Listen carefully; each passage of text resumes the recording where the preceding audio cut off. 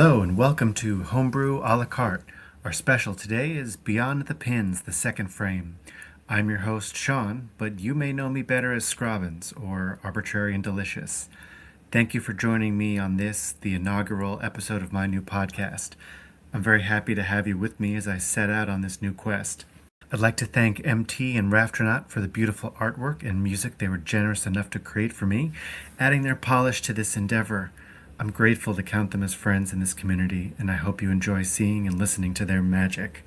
If you know me, you may be familiar with my blog series on Video Game Sage, A Homebrew Draws Near, which highlights new and upcoming video games, interviewing developers about their varied backgrounds and the many ways they channel their passion and unique preferences onto the cartridge, so you can get a peek behind the games and understand better how they came into being. I've loved writing those posts, and a handful of friends asked if I would ever consider making a homebrew podcast, or at least record my existing posts so they could listen to them. I begged off for a while because, personally, I don't like the sound of my voice, but eventually I wondered if this could be a way to reinvigorate things and make it fun to talk to people I've already interviewed. I've created a Discord to go with this podcast. However, I don't wish to take away from the existing spaces for good homebrew discussion, like at Homebrew Game Club. So in addition to the general channel in my Discord, I've made channels that are hopefully unique.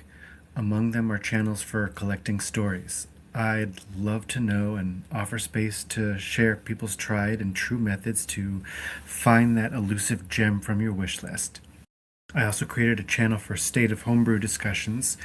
Followers of my blog will be familiar with my State of Homebrew posts that serve as a sort of symposium from the community on interesting issues of the moment, and I would like to offer a channel for people to more immediately have conversations about what is top of mind for them so we can collectively understand the nuances of these issues and figure out the various boundaries of our comfort within them.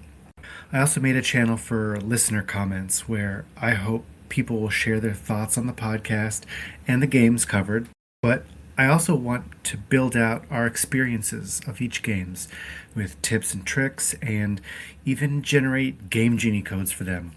I've collected many existing Game Genie codes for NES homebrew games as I could find, including buying many from the late great Rainy Timekeeper, and I'm happy to share the resource that I've compiled in the hopes that it will grow and inspire people to make more. I've also expanded my Etsy store.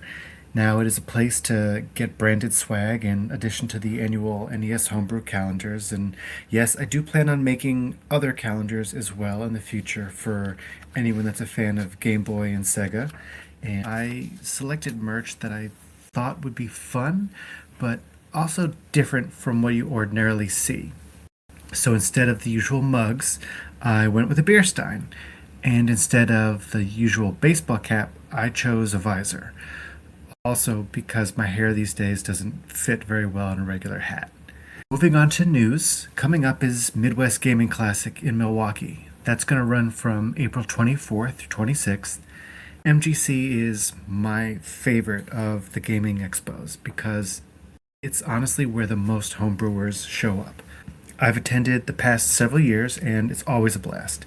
There's what's called the NESDev Room, the NES Maker area, also I think it's called Future Classics, and you can often find a handful of other devs peppered throughout the vendor hall, and the community is represented in a way you rarely see at any other convention. It's a relaxed atmosphere where you can meet and hang out with the people making these homebrew games, play their work, not to mention buy some of their games, either through regular storefronts or even just a special side deal for something that's been out of print. And after hours, many of us will get together for dinner and drinks. And if you know Frank Westfall, you are in for a treat in the special hallway of the hotel that connects to the convention hall, where you can find a piano and some late night special request music. The past few years, Joe Granato of Nestmaker fame has hosted the Bite Off Awards here, and that's also a fun experience to see which new games have excited people the most. And to top it all off, one of the admission tiers, the VIG ticket, a very important gamer, it includes a homebrew game. This year, that game is Hold the Light, which cleaned up at last year's Bite Offs. In crowdfunding news, it has been a busy season of campaigns for homebrew games. I've I've recorded and re-recorded this portion of the episode a few times just to stay current, but honestly, I felt the need to make a script so you don't have to hear me trailing off to find my words, um, like I'm doing right now, actually. But it was a pain to try and eliminate the many times that I went, and but I digress. First up, we have Analog. That's a fascinating adventure platformer for the NES by MD Steel. This game is the subject of a recent blog post of mine from A Homebrew Draws Near, and something cool that sets it apart is its programming puzzle solving mechanic. Now, if you've read any of my blog posts, you already know I'm a terrible gamer and I am no programmer. So trying to figure out these puzzles was a fun challenge to overcome, experimenting with the different iterations of making the code for the puzzle work, trying to solve it, and the many different outcomes that may or may not work. And it's fun to finally see how to make it work. Next is the Mariana Sequence by Crazy Group Trio, which is also a platformer for the NES. In this game, your choices, even when you die, determine how the story unfolds. Now, I had the good fortune of judging this game for MegaCat at MagFest earlier this year, and I enjoyed playing it. Now, I do give the developer grief from time to time for re-releasing several of his games, which honestly has left me feeling like I've spent my money on first drafts of his games that I didn't know would have improved versions later, but he assured me on the Nestmaker Facebook group that wouldn't be the case here. So I'm enthusiastically backing this one and ready to play the final version when that gets released. Then we have Popcorn Duel for the Sega Genesis Mega Drive by Frédéric Reynal. He's known for creating Alone in the Dark. Now, Popcorn Duel is a brick breaker that is being made with a custom controller with a spinning dial for the game to move your platform. We haven't seen anything like this accessory for this generation of consoles, and with the many other homebrew games of this genre, the potential to adapt this controller for these games, it's intriguing. I would be curious to see if anyone tinkers with it to adapt it to other consoles, because players may remember that they were hoping that something like this controller might be created for the NES homebrew Trial of Carzoid. So hope springs eternal, especially given people that have adapted Virtual Boy controllers and SNES controllers to play dual controller or joystick style NES homebrews. Also for the Sega Genesis Mega Drive, as well as the Game Boy Advance, is Jigsaw Lady Tiger Plus by Brainium Games. This action platformer features you as a jungle woman who can turn into a tiger as she works her way through the game. Stepping away from Kickstarter for a moment, I want to highlight Geek Life by Dale Coop. This NES platformer celebrates a festival held across a number of French cities and is dedicated to pop culture, video games, and Japanese and Korean cultures. And so you can back this game on a French equivalent to Kickstarter called Ulule, Ulule, and it's a very pretty game, very colorful, very typically Dale Coop. So you know it's going to be a fun thing to play. Going back to Kickstarter, recently launched and highly anticipated is, I may be pronouncing this wrong, Kurohi, and that is a multi-genre adventure for the Game Boy Color by Sergio Elizondo of Sergio and the Holograms fame. Sergio plans to bring this lush, beautiful game to modern platforms next, but right now is the chance to get the Game Boy cartridge, so I backed that one right away.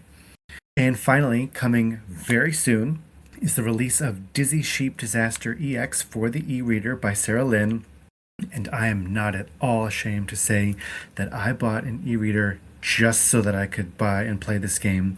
And Sarah shared this at MGC last year, and it was a huge hit. And it is a cute, clever, challenging puzzle game, and I want it now. So, before I move on into the main segment of this episode, I would also like to share my personal stories in Homebrew. And where better to begin this series than the story of how I found Homebrew and its surrounding community. So this begins in 2017. I was living in DC. I just graduated law school a couple of years earlier, and I was finally starting to feel settled in. I was ready to start to bring over some of the stuff I still had at my parents' house, like my video games, and I was thinking about how I could build out what I had to expand that library. I had an NES, I had a Sega Genesis, I had an N64, and I had a PS1. I wanted to get myself a Super Nintendo, and I wanted to expand the library of what I already had, which wasn't particularly significant. So I did some research to figure out what I might want to look for. What were the games any self-respecting owner of these consoles ought to have? I wanted to see what others thought were good. But the last time I tried to find games that I thought I would like, especially because I loved and had the Dragon Warrior and Final Fantasy games, I I bought any games from that I looked up in the Game Genie book, whose codes referenced hit points, thinking it would be something like Dragon Warrior, and I had very mixed results. Now, I found some good suggestions in doing my research, but I also found a handful of other articles that were about something different. They talked about the homebrew scene. These articles were Revive Your Old 8-Bit NES with These Brand New Games from Wired. These are the developers creating new games for old consoles from The Verge. And Not Just Nostalgia from Tedium. I was curious. I went down the rabbit hole. Eventually I found Nintendo Age. I was captivated. In September 2017, I bought my first homebrew games, Haunted Halloween 85 and 86, and I was hooked. I was excited to learn more and find more of these games that were infinitely more interesting because they were new and the developers were around my age. And that brings us to today, where I'm about to interview one of the many friends that I've come to know who develops homebrew games because of his passion for the console. Before we get into Beyond the Pins, the second frame, I should lay the foundation and discuss the first game for a moment. Beyond the Pins begins with the inspiration for this podcast, The Assembly Line, hosted by Bo and Kevin. On February 12th, 2021, on an episode of their podcast, they announced their plans to undertake their own Game Jam challenge. They would give themselves 1 week to create a game. They would start from scratch. Until Bo arrived at Kevin's home and they began to work, nothing existed. No code, no notes, not even a concept of the gameplay, genre, or subject. Over the course of that week, they documented their progress and even made several demo cards teasing their work. They added John, aka Peekabrews, and the Human Thomas to round out their development work along the way, and amidst their various mysterious teasers, they opened up pre-orders, allowing people to buy the game through April 25th.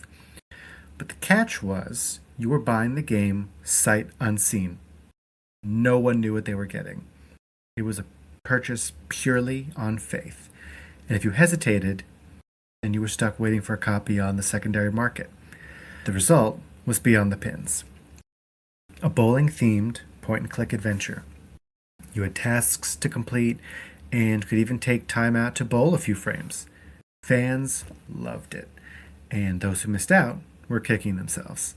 Afterwards, people wondered if there would be more to come, and the fans waited until May 25th, 2025, when Kevin posted his first teaser of a sequel. What else can we learn about this new game? Well, I think now's the time to pivot to my first interview subject. I'm honored to have him as my first guest, especially because he's helped me figure out many of the nitty gritty of getting a podcast off the ground. Kevin Hanley of Kahan Games. Hi, Kevin. Great to have you on my first episode of Homebrew a la carte. How are you doing? I'm doing very well. Thank you for having me. Very excited to be here. Great to have you. So, before we jump into your work on the game, I kind of want to revisit some of the stuff we've talked about from my first couple of times interviewing you. I know you talked about how you jumped into the homebrew scene, composing for other people, making the music, and then you developed your coding expertise following the Nerdy Nights. So, I guess that's to say, um, how would you encourage people to get into home brewing? How have you noticed the path that you've taken from where you are and looking all the way back? Oh wow, that's a tough question. Um,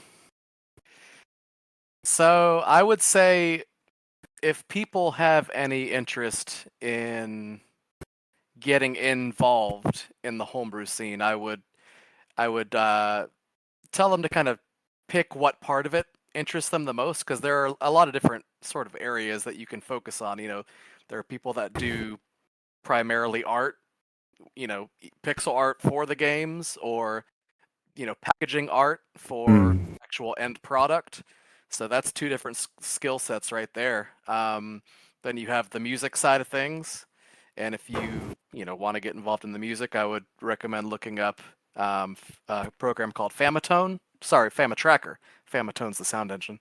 Famatracker to sort of get involved. It's all sort of computer trackers behave similarly as far as I understand. So there are a million tutorials out there to get involved there.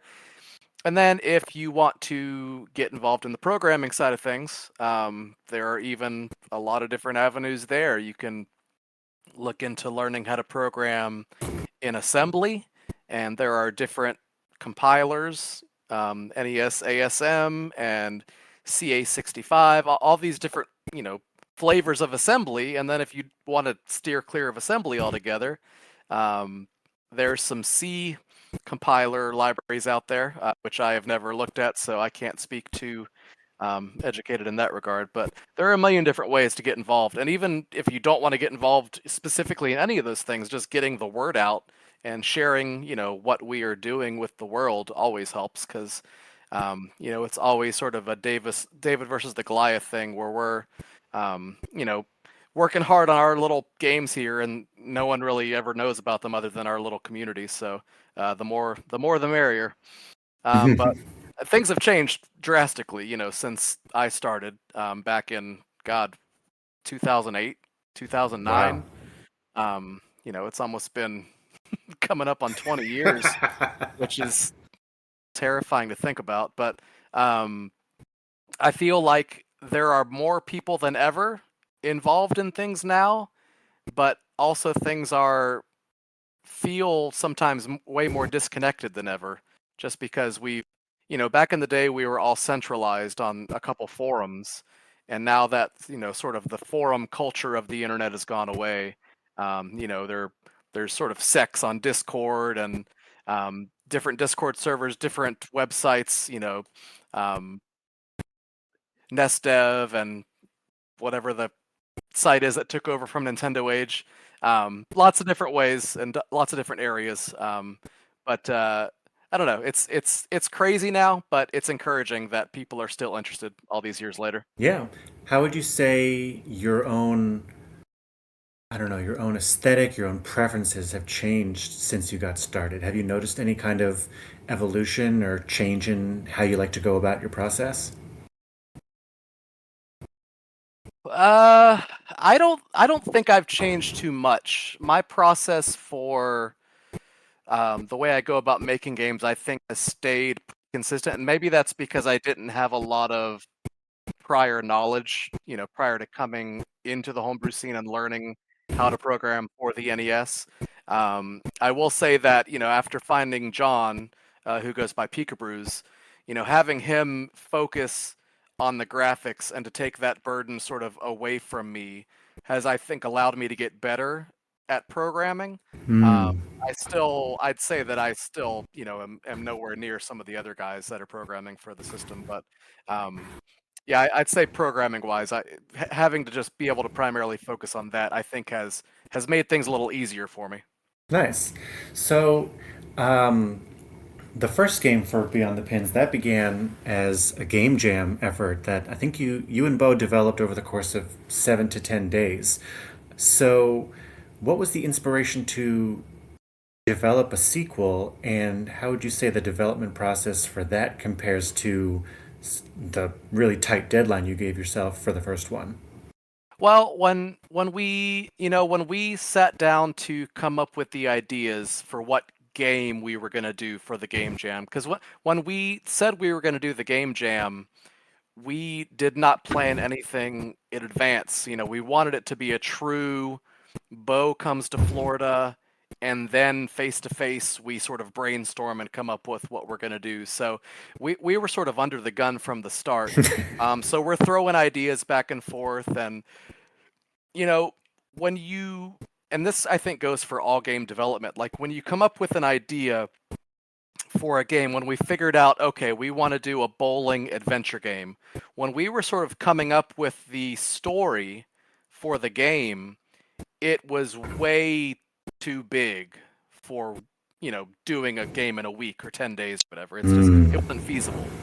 So, when we sort of narrowed down the scope of what we wanted to do, when we knocked out that game, we had no idea that it would be well received at all. We were just so hell bent on trying to get a product finished that we weren't even concerned about is it good. So the fact that we put it out and it's probably, I don't know, the most well received game I've ever been a part of, which is crazy to think about. But when that game was out and sort of the community received it as well as it did, it was encouraging.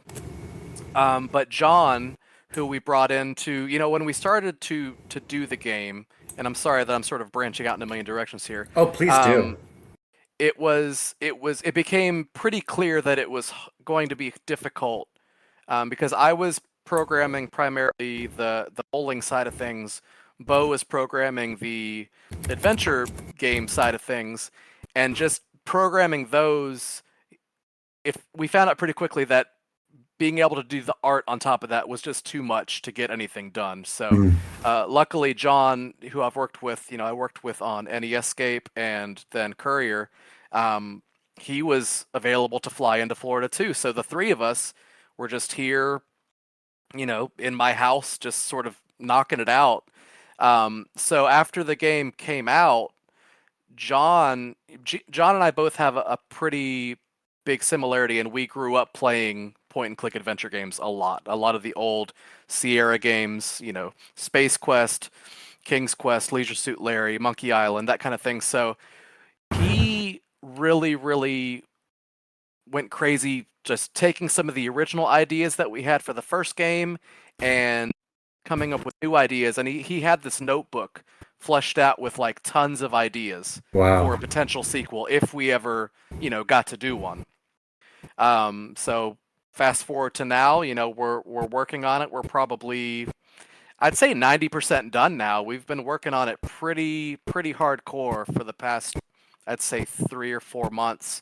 And we started it maybe a year and a half ago, but some things came up in my personal life where I just kind of got sidetracked and wasn't able to focus. But I'm back now, sort of working on it full force, and we're making really quick progress. So much that he's kind of like questioning how I'm getting things done so quickly, because he's like, "We're already programming the end of the game. Like, how did we get here?" So it's been a lot of fun, and I will say, I think it's going to blow people away. Mhm. It's definitely going to be the biggest game I've ever been a part of. Um, and just the fact that I get to work on it with, one of my best friends, John, who it's crazy that he just sort of came into my life from Twitter, and then it's probably been 8 years now, but we're such good friends. We've traveled the world together, and it's awesome to have someone to work on games with who you are so close with. Yeah, that's the fun part of the community. You mentioned John's notebook as well as trying to create the original game in a vacuum. So, at what point in the original process during the jam did the bowling adventure really come up? And do you remember any of the ideas that are left on the cutting room floor? Are those potential games that might someday gel, or are those forever scrapped? Um, that whole week was a whirlwind. So the first, and what's crazy is Bo and I recorded, and then when John got here, he joined in. Every night we would record ourselves talking about what happened, the day, the previous day. So like, what did we do today? What did we accomplish today? So the first day was us spitballing ideas sort of on the air. And I will say that some of the other ideas, and we were just sort of throwing things at the wall.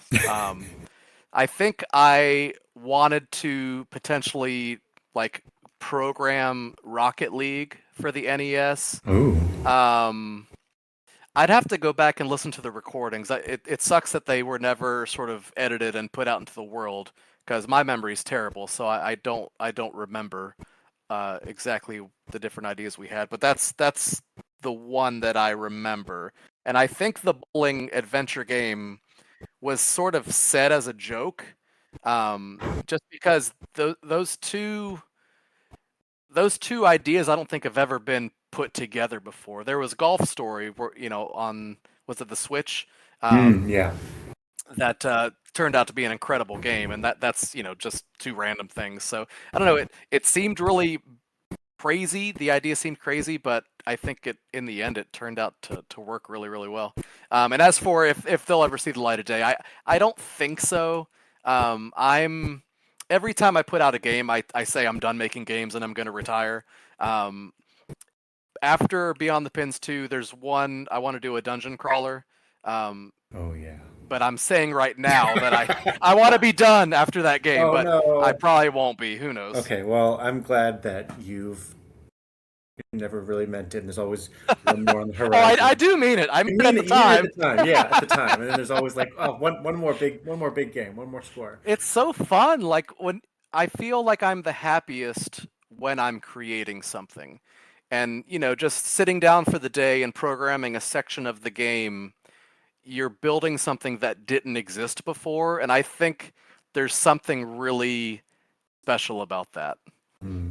Are you happier when you're free flowing, everything, like you're firing on all cylinders, or are you happier when there's a challenge and you're stuck and you have to figure a way through it? Oh no, definitely the first one. When I get stuck, it's the most frustrating thing because like I'll go to play whatever I just programmed and like it will behave in a way that doesn't make sense to me. I'm like, why is it doing this? Like nothing that I just coded should lead to this happen, like this be happening right now. And it's like, I don't know. When I get through something like that, it feels good, but like being in it is kind of the worst. Mm. So I love in talking to people. I sometimes get ideas for other questions, and so um, I was talking to Skyboy, to Robbie, and they told me how they were working through an issue in their coding, and so now I love asking people this. So, what's a recent example of you getting stuck in your coding, and how to overcome it, and how did you get through that? Well, I will say one facet that I've gotten way better at over time is learning how to use the debugger. Mm. Um, and there was a situation. I'd say it was either last weekend or early I this can't week. Get into specifics about what the issue was because we're trying to be as hush hush about the details of this game as we can Yeah, fair because enough. Yeah. there's a lot of surprises in store. Ooh, I like that. Okay. But I think stepping through the debugger just sort of line by line and following the different branches that the code was taking at the time sort of led me to see that there was like a variable that maybe didn't get reset when that specific screen was loading, so it was just behaving in a way that I didn't account for. So in the end it was like a simple fix, but at the time I'm hitting my head against the wall thinking like this shouldn't be possible. Why are you doing this? Okay. And so you've said that you're at sort of the 90% mark on the game. Have you begun planning how you want to publish it and what a release for the game is going to look like?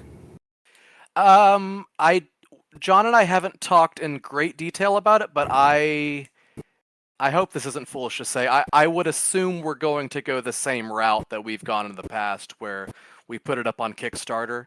And it might be naive of me to think, but I feel like this game could bring in a bigger audience just because I feel like a lot of Nintendo like platformers and certain genres I don't think lend themselves well to non-gamers coming in to get excited about. But games that are sort of narrative driven, where you don't need fast reflexes to do things, I think we have the potential to do something big. So probably not Micromage is big, but big for us. So um, I think we're gonna do Kickstarter. I don't have sort of a time frame because, even when we get done programming, the game, we still have to go through the whole testing phase, and God knows how long that's gonna take because Right. every game I make has a trillion bugs in them, so that'll take a while to sort of beat those out. But yeah, I'm hoping that in 2020, I think it's safe to say in 2026 there will be a Kickstarter release. Okay. And will there, and I have this on the brain because I know I've been telling you about it as I've been making progress. I now have all of your games, including all the special editions of your games. So I've got the full K-Han. Is there going to be a fun special edition for Beyond the Pins second frame? I'm sure there will be. I don't know in what way it will be unique. Sell bowling We balls. Yeah, probably too heavy to ship, but I I think work for we've the talked Postal about Service, so I get doing that. I think we've talked about doing a bowling shirt as an Ooh, option. okay. So I think that would lend itself pretty well. And there's some items in the game that I think we can sort of produce, a certain quantity of. So I think there will definitely be some fun extras to have. But as for like the game itself, I don't know how the limited edition will differ, from the standard release. Okay, well, I'm drooling a little bit already. I may short out the headset, so excuse me if I suddenly bug out. Um, Back to John's notebook. Is there material for a third game? Is there story stuff for a trilogy? Will this continue? Well, I mean, since I'm retiring after the next game, Right. I will say, depending, never say never, depending Yeah. on how this one's released. Making a game at any sort of level is a lot of work. Yeah. And, I get sort of obsessed when I work on games, so it consumes my weekends, it consumes a lot of my work days. Um, just because like I want to knock it out, I want to get it done, and it's like a high seeing, oh man, that part's done now. Oh man, that part's done now. Like these things that only existed on in John's notebook or in our brains is now like we're able to like visually see it like in real life, and it's so cool. So it's hard to stop. So if the game's received well and people seem like they would be interested in another one, I would say that it's certainly possible. I don't think that his notebook goes into anything further than what we tackle in part two. But I know that from the initial discussions of the game jam, some of that material is still sort of unfleshed out. So there are directions we could take it. Okay. Um, so another question that I've picked up from someone else I've interviewed is MT has put in my brain how the protagonist is kind of your immersion in the world, and it's also kind of a lens through which you can look at the developer. So, do you or John sort of identify with the character you play as in Beyond the Pins? Um, I would say if you had asked me that after the first one, I would say probably not. And we try to make him sort of as goofy and sort of clueless as we can. But some of the personal stuff that I went through over the past year has made has made its way into the second game. So there is a touch of me in the character of this game, yes. Okay.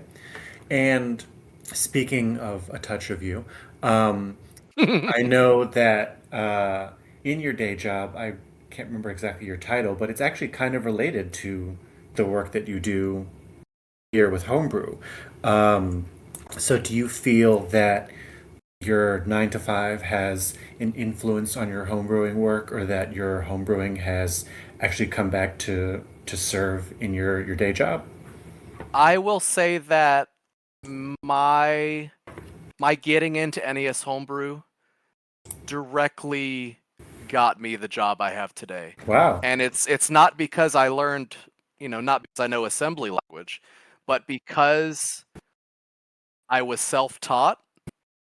When I went into the interview of the job that I work at, and I work for the county property appraiser. I run the IT department and I run the GIS department. It was sort of the geographical information system. So I basically produce maps and program sort of maps.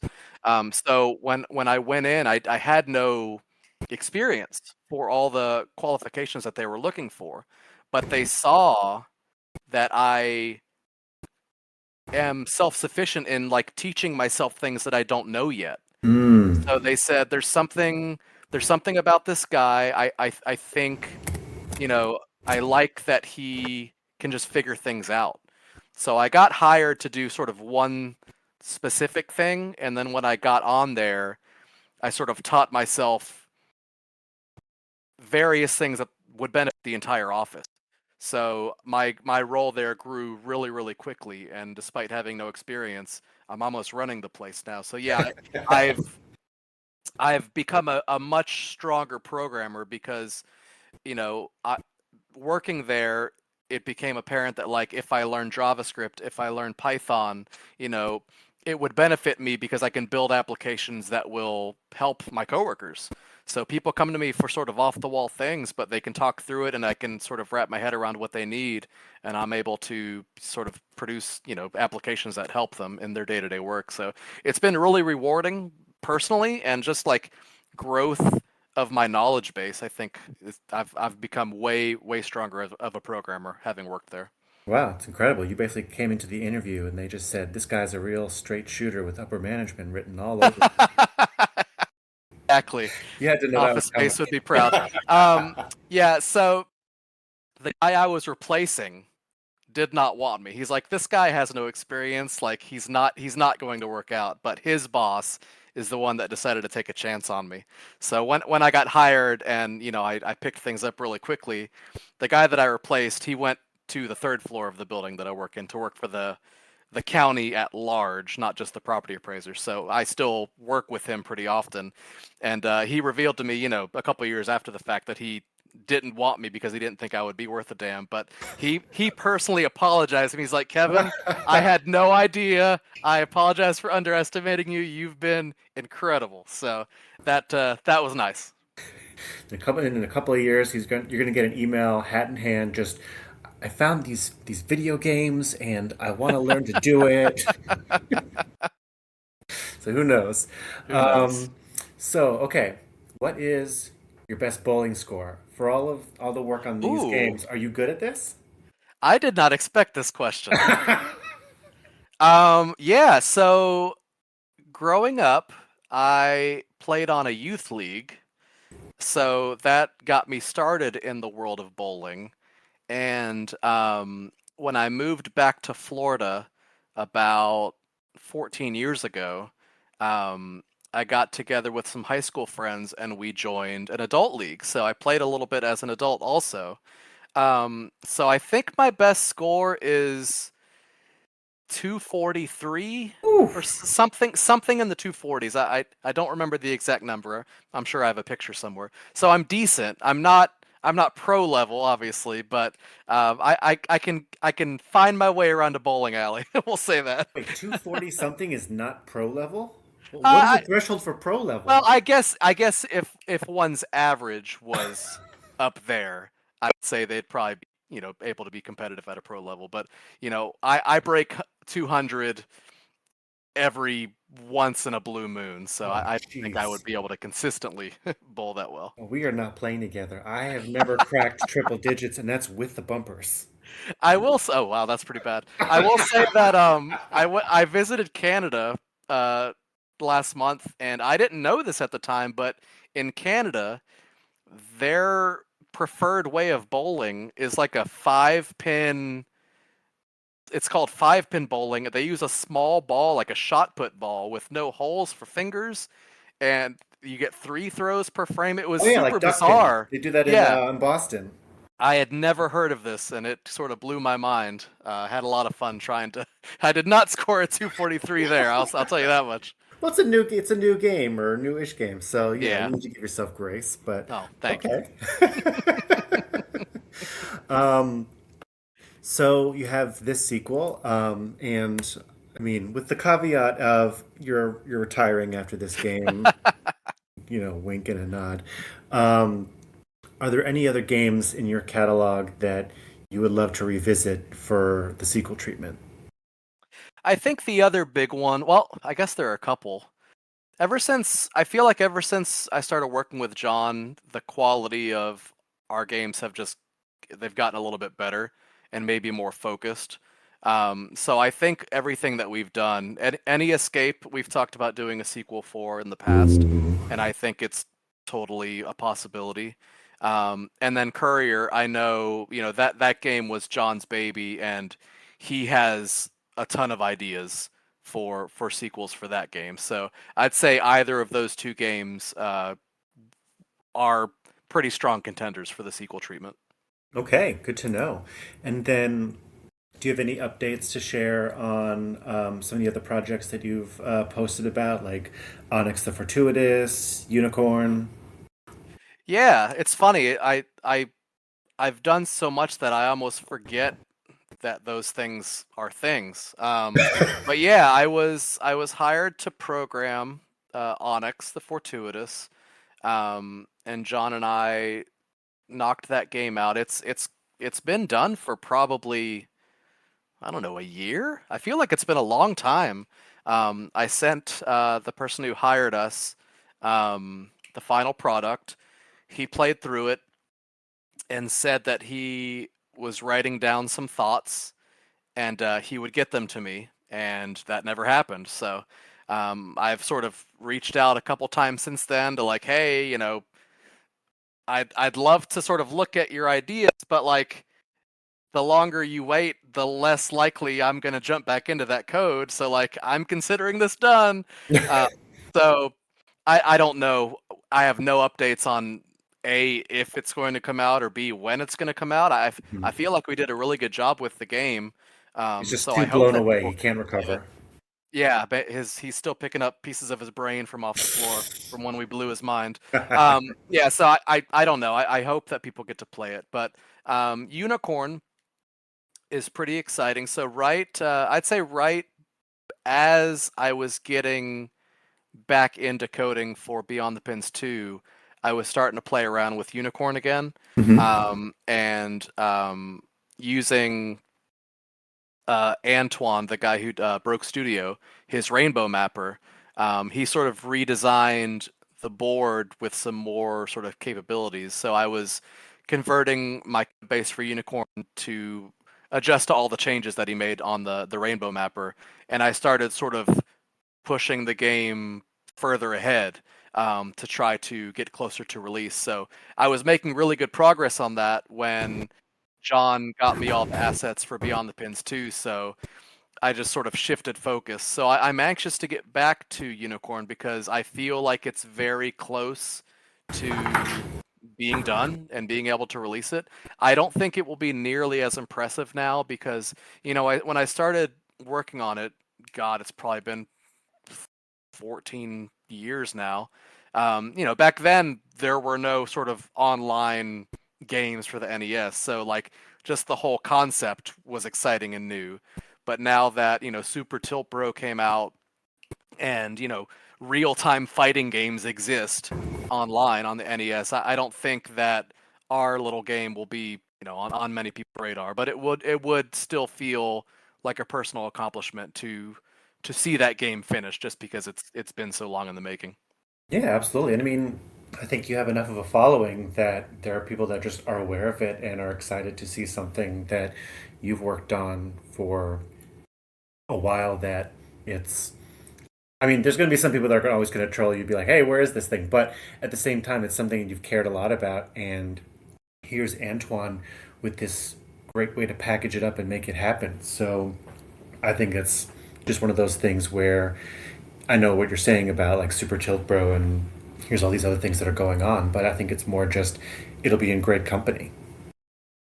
Yeah, I hope so. And I think one thing that I'm most excited about, if and when that game comes out, is um, Human Thomas did the music for it, and the Rainbow Mapper allows for really complex audio, like VST6 or whatever it's called. I'm not good with the advanced mapper stuff, but it adds sound channels. So the music for Unicorn is it's breathtaking. Like it's the most elaborate stuff I've ever heard on the NES. So I would really love for other people to hear it. Ooh, okay. And one other thing that enters my brain every now and then, I programmed Risk for the NES. So I think that adding online support for that wouldn't take too much work. So it's not out of the realm of possibility for that to see the light of day someday too. Okay, actually, that was on my list of do I dare ask Kevin about these or am I getting under his skin like one of those Uh, people? I think it would take a lot to get under my skin. I know that I start a trillion projects and 99% of them will never be released, but that one I got pretty far along on. I didn't. I got stuck on trying to figure out how to show, when a battle is happening, how to visually make that interesting. Mm, Because there's some modern risk ports for like the Xbox One and stuff like that where they do some sort of elaborate, guns exploding and enemies dying, and I can't do anything quite that fancy, but I'd like to do something visually interesting for the NES. So if I can figure that out, that's sort of the roadblock that I'm at right now. okay, that would be fun So if to anyone has any ideas, send them my way. yes, listeners, put in ideas. Um, what else is on my list to check in with you about? Yeah, I think you at one point you were thinking over Larry too. Yeah, that's sort of a touchy subject, Oh, okay. and this is not you getting under my skin. It's just there was an artist that I was working with, and this might have been before I started working with John. I was talking to him at maybe MagFest or one of the game expos, and I was talking to him about my ideas for the sequel, Larry 2, because I had it all fleshed out. Like I had a whole sort of design document, storylines and everything. He agreed to work on it, and I paid him a decent amount of money. And he got me a couple screens, maybe three I don't even know if it was three, maybe two or three screens, and just sort of fell off the face of the earth. So Oh, it bummed me out because I'm out that money and with nothing to show for it, and some good ideas that I think would have turned out pretty well. But it is what it is. Everyone has real life stuff going on, and I know that more now than ever. So who knows what he was going through at the time, and I don't talk to him anymore. But um, I don't think that game will ever. It was sort of an of that time idea right. that I think would work, and I wouldn't be as passionate about now. Okay. I think at one point you were working on also a King's Quest port. Ooh, uh, let's just not talk about that. Okay. And then I know the answer to this last one, but I ask it every single time because if I'm having a conversation with you, I got to ask about isolation, even though I know what the answer is.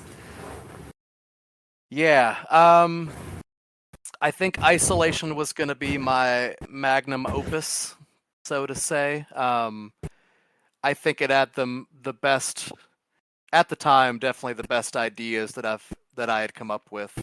And I was working with MT on that, but I don't know the specifics of what was going on his side. I think maybe he, when you start getting involved in the NES homebrew scene, you get very excited about contributing in some way, but then like as you become more and more involved, you realize maybe your personal projects are more of a realistic thought than maybe you thought they once were. So Mm, he just started focusing on more of his own thing, which I totally don't fault him for because I did the same thing myself. But that sort of drew his entire focus to where he didn't have time to work on Isolation anymore.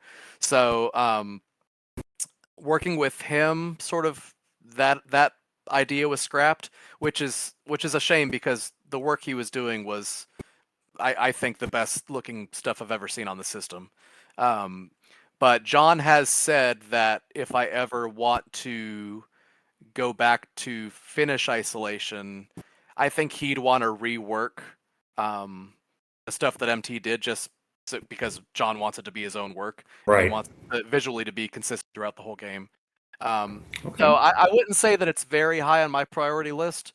But after I do the dungeon crawler and after we sort of see where we sit and feel after that, we'll pick a direction. And I would say Isolation is as much on the list as any of the sequels we've talked about. Okay. So you've also worked with so many different people over the years. Is there anyone you haven't worked with yet that you really want to collaborate with? Uh, I would say Antoine, who we just spoke of. I've worked with him a little bit for him helping me, work through the learning curve of figuring out the Rainbow Mapper. Hmm. But actually working with him on an NES project, I think would be pretty incredible. Oh yeah. I think interest-wise, he and I have a lot of similarities. Um, just temperament and music and interest in that kind of thing. So I think working with him would be really, really easy, and I think we'd be able to make something pretty awesome. Nice. Um, so we've been talking a lot about video games. We talked a little bit about your history of bowling. What else are you a super nerd about that you take a lot of pleasure in?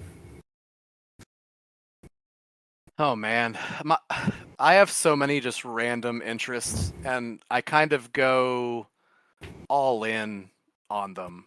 Like Hmm. I don't seem to do anything half-assed. Like I get an interest and I just like deep dive in it, and I become obsessed. So I think lately the new one is probably pinball.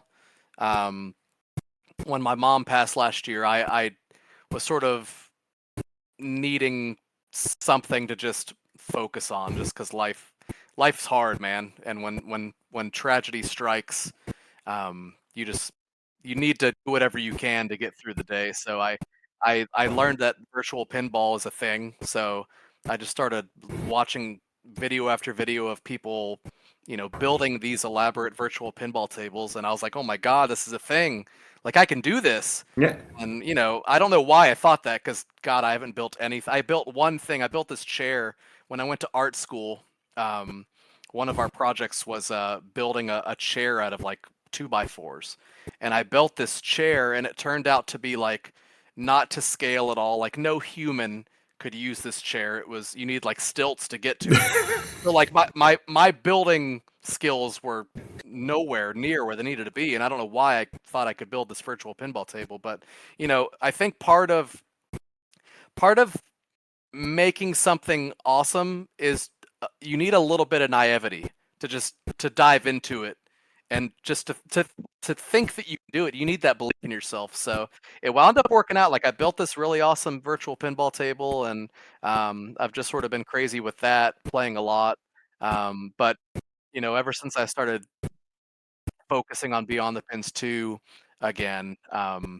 my time has been primarily used there. But I'm anxious to get back to virtual pinballing. I want to actually make one of my own tables. I modded Ooh. a table in the past, so I have a table of my own out there, but I want to make an original creation at some point. So at some point I'll do that. So outside of virtual pinball, I got into restoring. I have a 1968 Volkswagen Beetle, so I have that pretty much fully restored. So I worked on that. I just have a lot of random interests. I play music, so I have friends over, every few weeks, and we play music together. So just a lot of fun interest, just to keep my brain occupied. That's awesome. I mean, I think I remember seeing a lot of your posts about restoring that car, and it's some really interesting, like almost like mod retro kind of parts that you were using too, like very of the time, like very 60s look, right? Yeah, I try to be period accurate with all the parts I used, and the car that I bought, when I got it to my house, it was pretty ragged, pretty run down. Someone had, used like a reciprocating saw to like cut the dash where the radio is. So like it was just like all beat to hell.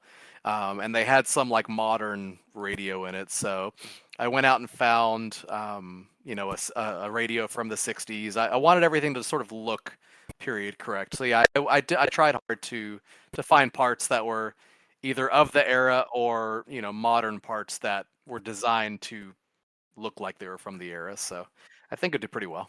All that effort is meant to be like some TLC, so you don't have like a Christine situation, yeah. Yes, yes. I hope that this car continues to run well for years to come. But if it doesn't, I've taught myself enough at this point to where I think I'd be pretty safe to fix it. So excited to have that car to use whenever I want. Nice. I think that's all the questions that I had. Is there anything else that you wanted to talk about before I let you go? No, I just want to say like I'm honored that you wanted me to be A, on this podcast at all, but B, that I'm on the first episode. It means a lot that you wanted to talk to me. So thank you for having me. I'm excited to listen. I'm excited there's going to be another podcast happening, talking about the scene. So thank you for taking it on and doing it. Yeah, thank you so much, and I hope that with having you on and the support you've given me, that this takes off, and yeah, we get some people excited and can promote your game and the other devs that we have on. I think it will help me keep up to speed on the scene more. I feel like there's so much going on, but like I said, like there's not like a centralized location for like keeping up with what people are doing. So I'm excited that this product that you're doing, this podcast could be that for me. So thank you. Yeah, thank you. I want to thank Kevin of Kahan Games, not just for being my guest on this inaugural episode, but for being a fantastic mentor and helping to get this podcast off the ground. Before I close out this episode, I just want to ask one more time that any listeners out there, please offer your comments on what you thought of Beyond the Pins, the second frame. What comments do you have about the game, your anticipation, what you hope to see in the game? And what are your thoughts on the first game and how much you enjoyed it and how that impacts your expectations for the second game? And do you have any Game Genie codes that maybe you've found or developed for the first game that you hope to create for the second game? And what are your collecting stories and your homebrew stories that got you into the community and helped you to discover it for the very first time? I'm also curious, as fans of my blog series may be familiar, I have something called the State of Homebrew that I do basically every other year, where I try to bring up the issues that I've noticed that cause debate in the community. And as I'm getting ready to post the survey results based on the last set of questions I posed in the last year, I want to get ready to plan the next iteration. What are the thoughts and questions that come to mind for you that you would like to see. What is the community consensus for you? Where do other people have their viewpoints, and what other nuances exist for those questions, those viewpoints? So feel free to sound off in the Homebrew a la carte Discord with those thoughts. And I hope you continue to listen. I hope you'll come back for the next episode. I have a great guest lined up for you for that next one. And we'll continue on this journey together. And together we can shape it into something that will be a fun experience for us all. Thank you again so much for joining me on Homebrew a la carte. Once again, I'm Sean, aka Scrobbins and Arbitrary and Delicious, and I'll see you next time.